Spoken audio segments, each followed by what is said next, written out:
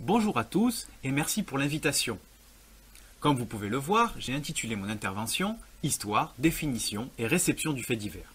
J'espère avoir assez de temps pour vous dire tout ce que j'avais prévu de vous dire et de vous présenter de manière claire et précise un objet sociologiquement brûlant qui intéresse toutes les disciplines de sciences humaines ainsi que la littérature, le droit, le journalisme et tout simplement l'homme de la rue. Le plan que je vais aborder est assez clair.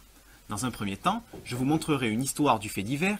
Une histoire, vous le verrez, que je fais remonter au-delà de celle de la presse, prisme souvent utilisé pour définir un terme qui en provient. Ensuite, je tenterai de donner des définitions de cet objet polymorphe et vous allez voir que ce n'est pas forcément évident. Enfin, je vous ferai part de mes propres travaux sur la réception du fait divers, la réception au travers d'un public particulier, celui des internautes. Donc, je vais vous présenter une histoire du fait divers avec quelques exemples et quelques étapes que j'ai ainsi résumées. Tout d'abord, je vais vous parler du fait divers avant l'imprimé, dans l'Antiquité, et peut-être même au-delà. Ensuite, je vais vous présenter les ancêtres de la presse actuelle, des occasionnels que je vous définirai jusqu'au Canard, presse essentiellement parisienne, spécialiste en faits divers au XIXe siècle. Enfin, je tenterai de vous expliquer ce qu'a été le fait divers dans la presse à partir de l'avènement du journal jusqu'à nos jours. En faisant remonter le fait divers à l'Antiquité, je vous donne un indice sur ma définition, puisqu'en remontant bien avant la presse et le terme même de fait divers, je vous propose le fait divers comme type de fait et non comme catégorie d'informations liées à la presse. Je reviendrai plus tard là-dessus. Si l'on voit le fait divers comme un type d'événement, l'historien fera remarquer que dès le 2e millénaire avant Jésus-Christ, des écrits égyptiens font état de faits dont la portée n'est pas historique et rapportent les méfaits ou bienfaits d'individus, souvent dans un but de propagande politique, et à la différence des écrits mythiques ou légendaires, ceux-ci s'inscrivent dans un quotidien réaliste et font état d'empoisonnement, d'emprisonnement, d'assassinat, de vol, etc. Pour les historiens de la presse, les premiers journaux existaient à Rome dès le 1er siècle après Jésus-Christ, et ces journaux se présentaient sous forme d'affichage crié publiquement, les acta publica, et relataient des séances particulières du Sénat, les acta diurna, qui traitaient des affaires courantes et quotidiennes, dont les faits divers. On peut remarquer que déjà dans l'Antiquité, des auteurs comme Pétrone, dans son Satyricon, doutaient du sérieux et de la nécessité de faire circuler de telles informations, la diffusion de faits divers qui, nous le verrons, a toujours fait débat. En s'intéressant aux écritures de diverses régions du globe antique, nous retrouvons partout ce type de récits mettant en cause des individus, plus ou moins connus, dans des crimes divers. C'est pourquoi je propose le fait divers comme un universel anthropologique, et je propose même de voir, avec précaution bien sûr, au travers des mythes et légendes et fables, la résurgence déformée de faits divers préhistoriques. Maintenant, je vous propose de faire un bond dans l'histoire, puisque je vous fais passer de l'Antiquité au siècle de Gutenberg, dans lequel je vais vous parler de la première presse française, les occasionnels. Les occasionnels étaient des feuilles d'imprimés d'information, d'abord destinées à informer les Français de l'avancée des troupes de Charles VII en Italie, puis progressivement destinées à diffuser des histoires extraordinaires présentées comme vraies. Au début, ils étaient surtout des instruments de propagande destinés à des classes cultivées et aisées malgré la qualité qui a longtemps laissé supposer le contraire. Si les premiers occasionnels étaient de mauvaise facture, c'était surtout en raison d'un amateurisme évident des imprimeurs, mais aussi d'une qualité de papier médiocre, car je le rappelle, nous sommes au début de l'imprimerie. De toute façon, les classes laborieuses étaient encore constituées d'illettrés et n'avaient pas les moyens de dépenser de l'argent pour obtenir des informations qui de plus les concernaient assez peu. Cependant, l'imprimé faisant régresser l'illettrisme, les classes populaires ont commencé à s'approprier ces occasionnels qui, pour intéresser ce nouveau public, ont substitué les récits de guerre par des crimes épouvantables, des monstruosités, des calamités présentées comme vraies, mais qui étaient souvent mises au goût du jour d'histoires partagées jusqu'alors oralement. Là, vous pouvez voir par exemple un dragon survoler Paris en 1530, dragon qui aurait été aperçu avant une tempête dont il est supposé être la cause. Le Canard n'est autre que la stabilisation et la professionnalisation de l'occasionnel. D'ailleurs, les deux grands spécialistes en occasionnel, Jean-Pierre Seguin et Maurice Levé, les appellent respectivement Canard originel et Canard sanglant. Le Canard est donc la version standardisée et urbaine de l'occasionnel au XIXe siècle. Pour définir le Canard, je vais simplement vous citer et commenter Gérard de Nerval, vous verrez la justesse de l'observation et vous comprendrez peut-être pourquoi j'en reviens souvent à la rumeur lorsque je parle du fait divers. Voici un extrait de l'histoire véridique du Canard par Gérard de Nerval. Le Canard est une nouvelle quelquefois vraie, toujours exagérée, souvent fausse. Ce sont les détails d'un horrible assassinat illustrés parfois de gravures en bois d'un style naïf. C'est un désastre, un phénomène, une aventure extraordinaire. On paie 5 centimes et l'on est volé. Heureux ceux dont l'esprit le plus simple peut conserver l'illusion.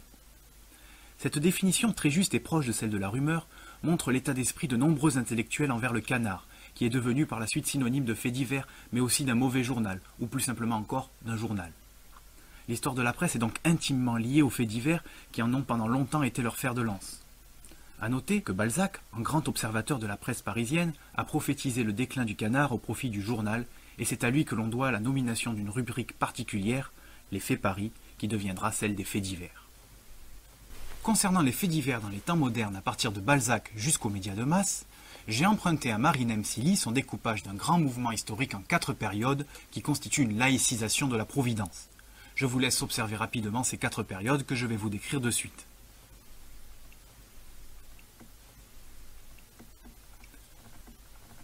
De 1870 à 1914, de nombreux spécialistes s'accordent pour parler de l'âge d'or du fait divers, mais aussi de la presse en général. Il est vrai que dès 1870, le journal, jusqu'alors sérieux et politique, absorbe peu à peu les canards et on assiste à une canardisation du journal. Il est vrai aussi que les faits divers sont de plus en plus mis en avant, valorisés par des mises en une et des illustrations toujours plus fréquentes. Cependant, s'il se montre mieux, le fait divers ne progresse pas en proportion dans cette période. La surface consacrée aux faits divers augmente dans les mêmes proportions que les pages des journaux favorisées par des techniques d'imprimerie de plus en plus rodées et efficaces. Il est à noter que le fait divers de l'âge d'or présente des caractéristiques ordinaires, rixes, petits vols, suicides, et quelques meurtres sont l'essentiel de la rubrique. Il y a dans les journaux de l'âge d'or une certaine pudeur qu'il n'y avait pas dans les occasionnels et les canards. L'âge d'or du fait divers coïncidant avec l'âge d'or de la Troisième République, il fait l'objet de récupérations politiques par des républicains qui identifient les voyous et criminels comme des ennemis étrangers de la République, et par les conservateurs qui y voient le déclin des valeurs morales en raison des mauvais choix que sont la laïcité et la République. Cette identification des étrangers de la République fait apparaître une dimension sociale dans le fait divers par la catégorisation des personnages, mais aussi par les conséquences sociales des crimes. Aussi, c'est dans cette période positiviste que l'on voit naître la criminologie. Les crimes peuvent être et doivent être étudiés comme des objets scientifiques, et en parallèle aux études qui établissent des corrélations entre les traits physiques et les caractères, se développe l'idée que le criminel est malade, irraisonné ou déraisonnable. Le crime n'est plus le fait de pécheurs, ni de la folie monstrueuse et diabolique.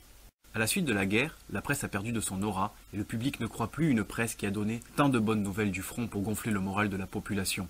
Pour des raisons économiques, la presse va tenter de reconquérir le public, et pour cela chercher à trouver son lustre d'antan avec les mêmes recettes, c'est-à-dire une valorisation accrue du fait divers, avec toujours plus de une et toujours plus d'illustrations.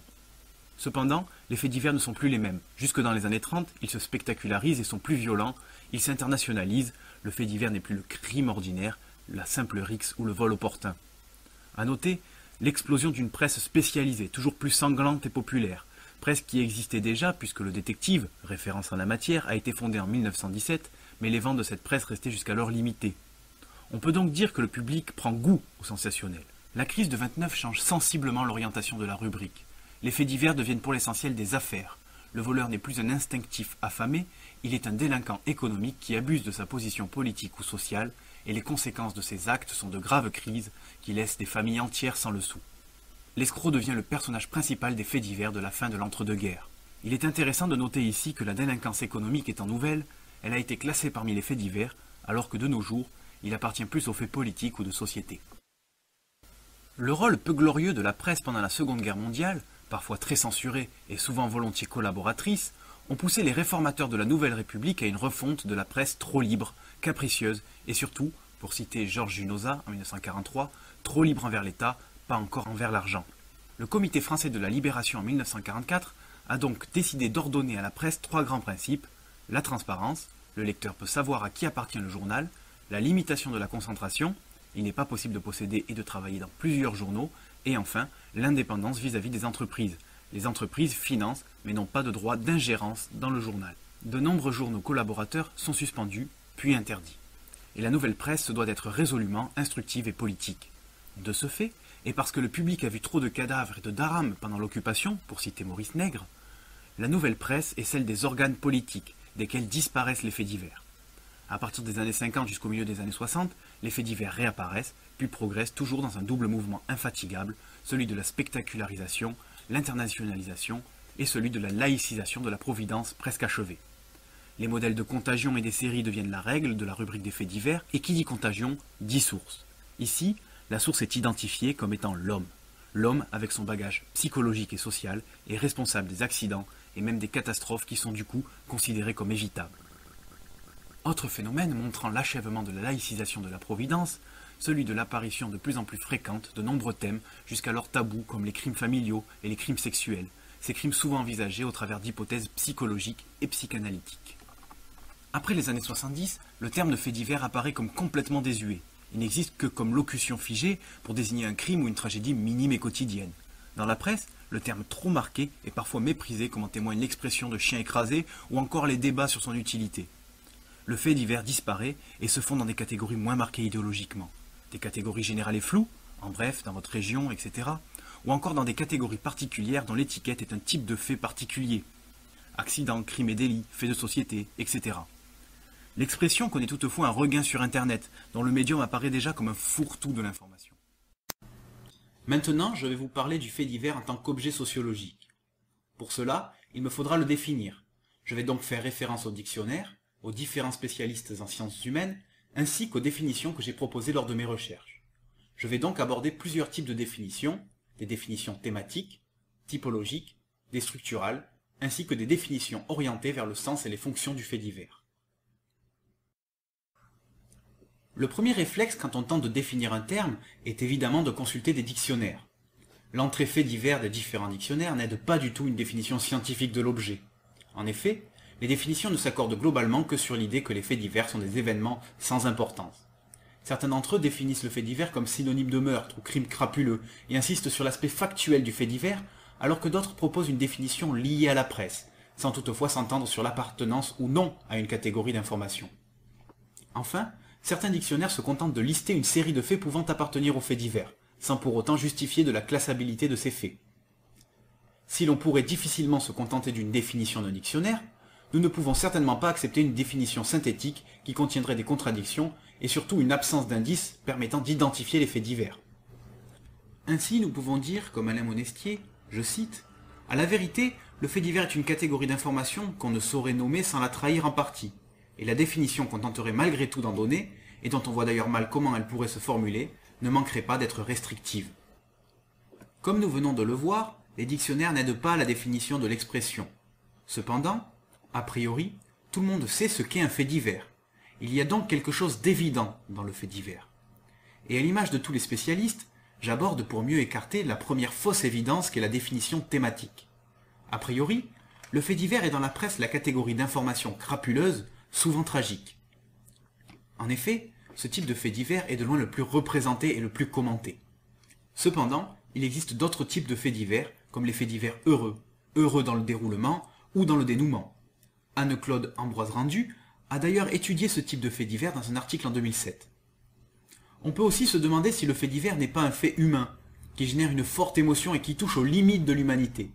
Or, s'il est vrai que le fait divers génère toujours une certaine émotion, il n'est pas strictement humain et touche aux déclinaisons de l'humanité, humain, non humain, inhumain, mais aussi à toutes les déclinaisons de la nature, naturelle, non naturelle, surnaturelle, etc. Le fait divers est, comme je l'ai dit en introduction, trop polymorphe pour appartenir à un seul thème. Il faut donc chercher à le définir en d'autres termes. C'est pourquoi j'ai proposé une catégorisation typologique en fonction de la coloration du fait divers. J'ai donc emprunté au vocable de la sociologie de la rumeur et des légendes urbaines l'opposition entre phénomènes tragiques et phénomènes heureux, en y accolant une couleur noire ou rose. Cependant, cette catégorisation m'est apparue insuffisante au regard de faits qui ne présentaient pas de coloration particulière, mais aussi de faits divers qui présentaient à la fois les deux colorations. J'ai donc opté pour la typologie que vous pouvez voir ici. Ainsi, les faits divers sont noirs s'ils sont sanglants et tragiques, roses s'ils sont heureux, noirs et roses s'ils sont tragiques tout en prêtant à sourire, et sans coloration s'ils ne présentent aucune de ces caractéristiques. Ainsi, le thème et la couleur permettent de classer les faits divers, et donc si une information entre dans ces catégories, nous pouvons affirmer qu'il s'agit de faits divers. Annick Dubié a proposé une catégorisation en fonction de la diffusion du fait divers. Le fait divers peut donc être petit ou grand, et en fonction de son appartenance présente des caractéristiques différentes. Ici, ce n'est pas le contenu qui détermine le fait divers, mais la manière de le diffuser. Annick Dubié s'appuie sur une remarque du sociologue Georges Auclair, qui tranche avec l'idée alors répandue que le fait divers est un court article qui répond seulement aux questions circonstancielles. Cette remarque est qu'il existe des faits divers à épisodes, et qui sont diffusés, comme le sont les feuilletons, en mettant en avant des personnages complexes ou stéréotypés, construits souvent à l'image d'un personnage de littérature. Ces faits divers marquent collectivement les esprits, par leur rebondissement, la diffusion de comptes rendus de procès, ou encore par le nombre important de personnages annexes qui gravitent autour de l'affaire. Le grand fait divers, dans sa diffusion, suppose des traits psychologiques et constitue un événement dans l'histoire du fait divers ou même parfois de la justice. Cette catégorisation permet d'affiner davantage la typologie par coloration que j'ai déjà proposée. Le célèbre sémiologue structuraliste français, Roland Barthes, est le premier à s'intéresser structurellement aux faits divers. Pour lui, le fait divers est marqué par une rupture sémantique entre un état initial et un état final. Ainsi, le fait divers peut être étudié comme un conte ou une fable. Cette définition de Roland Barthes fera d'ailleurs date dans les différentes études du fait divers. Par exemple, Christian van der Dorp et Violette Morin, la femme d'Edgar Morin, ont étudié des faits divers de cette manière. Le premier a mis en évidence une structure de double renversement narratif qui donne de l'intérêt aux faits divers et considère qu'il est l'équivalent moderne de la fable. La seconde, faisant une analyse plus classique, montrant que les faits divers suivent simplement ce schéma actantiel. Personnellement, au regard des faits divers que j'ai étudiés et observés, j'admets sans difficulté la dimension structurelle du fait divers, mais seulement dans l'action et pas nécessairement dans le récit. En effet, si le surgissant est évident, ainsi que la rupture violente qui fait pénétrer l'inhabituel dans le quotidien et le public dans le privé par la diffusion du fait divers, il n'est pas rare de voir la chronologie bouleversée pour des besoins de narration et de mise en intrigue. Enfin, la dernière définition que l'on pourrait donner du fait divers s'attacherait à s'établir au regard du sens que l'on donne aux faits divers et aux fonctions sociales de ceux-ci.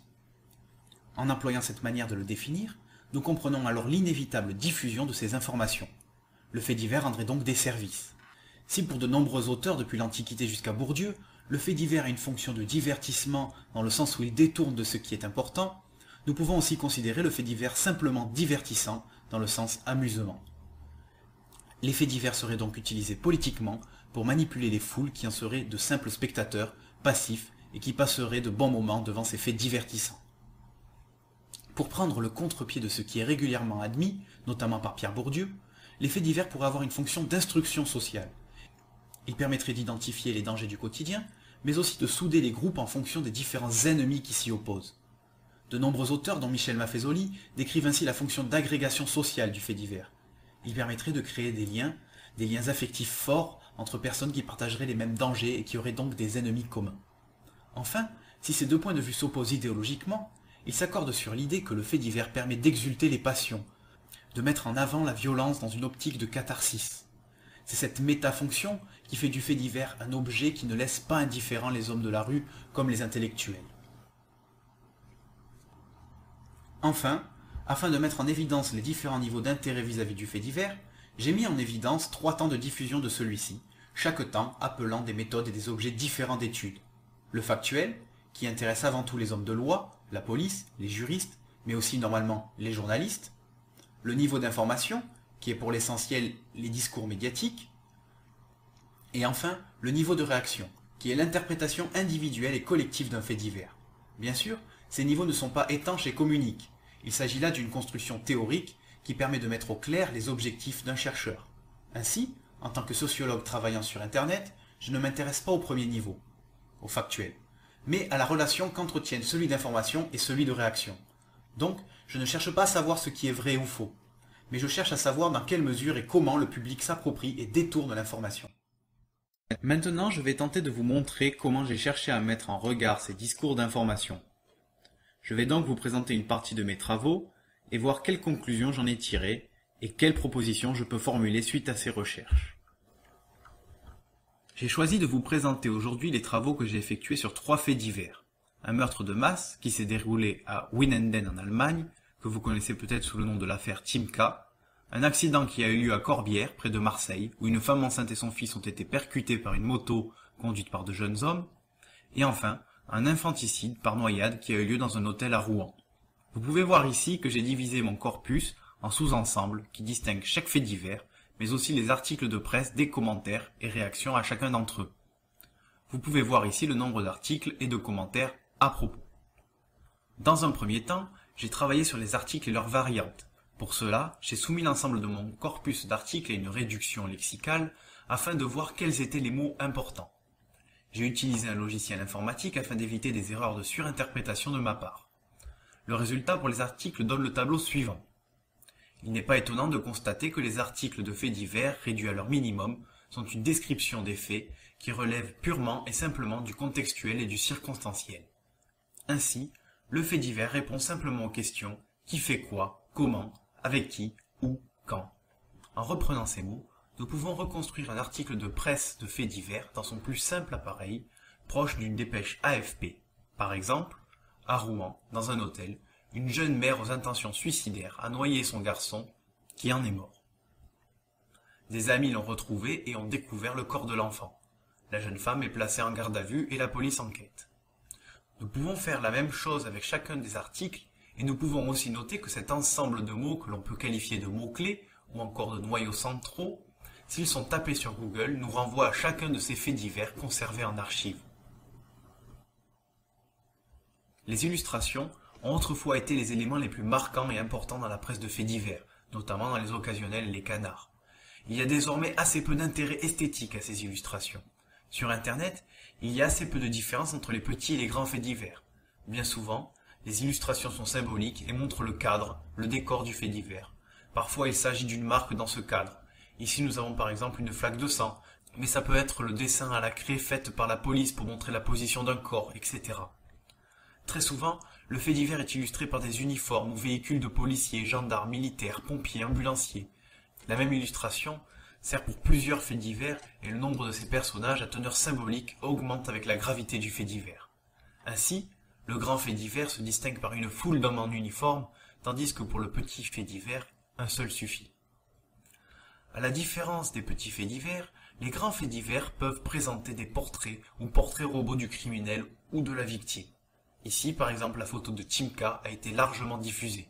Cependant, je ne connais pas précisément le cadre légal dans lequel s'inscrit la diffusion ou non de portraits. Je laisserai le soin aux spécialistes présents parmi nous de nous expliquer ça. Je vais maintenant aborder ce qui m'intéresse particulièrement, à savoir les discours d'interprétation et de réception du fait divers. Je vous ai fait ici un tableau résumant les différences de forme entre la production et la réception. Nous pouvons observer ces différences en comparant grammaticalement et structurellement les deux sous-ensembles. Dans les articles, il n'y a que très peu de place pour le je et le tu, alors que dans les réactions, ils sont majoritaires. Les verbes sont bien souvent conditionnels dans les articles, nous sommes à la fois dans la précaution et dans la description du fait divers, tandis que dans les commentaires, le plus souvent, l'affirmatif est la règle. Même constat au regard de la ponctuation. Celle des articles est sobre, il y a quelques rares points d'exclamation ou d'interrogation, alors qu'ils sont très nombreux dans les commentaires, auxquels s'ajoute un grand nombre de points de suspension ou encore des smileys, qui sont la figuration d'une émotion que l'on ne peut décrire.